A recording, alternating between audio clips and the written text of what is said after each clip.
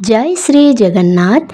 केही केही आमको कहती तुमको पितृदोष लगी थाई पारे, केही कहती तुमको ग्रह दोष लगी थाए, केही केही कहती तुमको वास्तु दोष लगी थाई पारे, आउ केही केही कहती तुमको देवादेवी दोष लगी थाई पारे।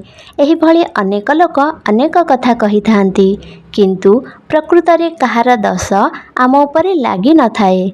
प्रकृत रे सबुठारु बड़ दोष हेउची अन्यमानंक दोष दुर्बलता देखिबा।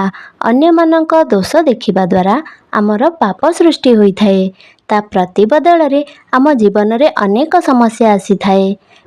पिता माता पितृपुरुष जो माने आमे जीवित थिबा समय रे निज पिला मानंकु सर्वदा खुशी देखिबाकू चाहि थांती, से माने मृत्यु परे निज पिला मानंकु केबे मध्य दोष देई पारि न थांती।